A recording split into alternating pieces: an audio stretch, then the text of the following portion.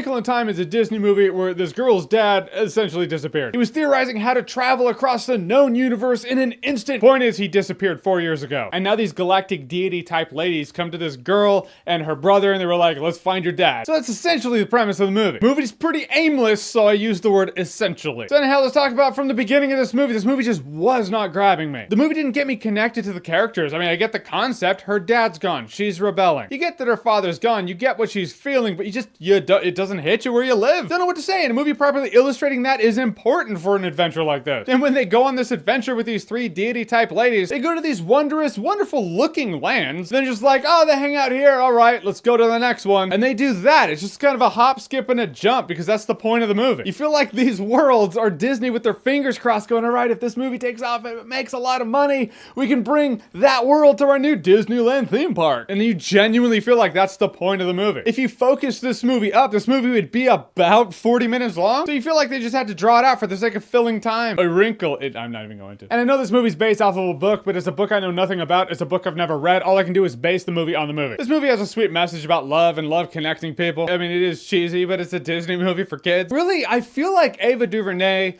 was on a roll with these low budget character pieces. Then she got a big budget from Disney, and it kind of shows why she should stick with low budget character pieces. She's fine in that wheelhouse. It's like Shyamalan should not have a big budget. I feel like she might be in that same boat. And I remember in the movie, the main girl and the older boy, not her little brother, but the older kid, they're having a moment. He says something like, I don't think you know how wonderful you are, or something like that. It's like their lines were written by adults through the eyes of adults, but they're supposed to be kids, but kids don't talk like that. So it conflicts with me. Let kids be kids. I mean, the really smart kid, he talks a little different because he's supposed to be smart, but I want to give that little kid a pass because he is a little kid, but there's a point in the movie where the movie requires much more of him. Something that happens in the movie, I guess I don't want to spoil it for you in case you want to watch it, but if what happened with this kid happened earlier in the movie, would have given it some emotional weight. But as it stands, it just kind of happens. You're like, oh, okay, I guess this is happening now. And then the movie requires so much more of this kid, and the kid just was not up to the task. I mean, in a world where he's a kid in 2018, there's like a 10 or 20% chance that he might actually watch this review. Kid, if you're watching this, stick with it, man. I want to see you have a future in acting. But it doesn't change the fact that the kid was not up to the task. He could not deliver what the role required of him. At that point, it's on Ava DuVernay or whatever producer from Disney said, yeah, he's the kid for this task. It's gonna be on him. And they essentially took a level 6 rogue, threw him up against a level 60 dragon, said, all right, it's you. That sucks. I feel like they failed him. And it actually compromised the entire movie as a whole because the emotional weight was on the moments between the kid and her. And when it doesn't come together, the movie doesn't deliver. Just the whole thing falls apart. Guys, in the end, this movie had interesting concepts. I mean, if you're looking for a movie that's like, oh, it's about space-time, it's really not. It's not really the basis of it. It's just essentially, it's a fantasy adventure. Saying A Wrinkle in Time is a movie about space-time is like saying Hurricane Heist is a movie about meteorology. It's not why it's there. It just uses that as a platform to send these kids on an adventure. And really, this adventure was quite messy. It was unfocused. The characters didn't resonate with me. I feel like Ava DuVernay bit off a bit more than she could chew with this one. She should probably do the character pieces like Selma. She was great at that. As for A Wrinkle in Time, I'm not gonna remember it in T-1 day. Yep, already forgot. But Disney, if you want to send people to an adventure land,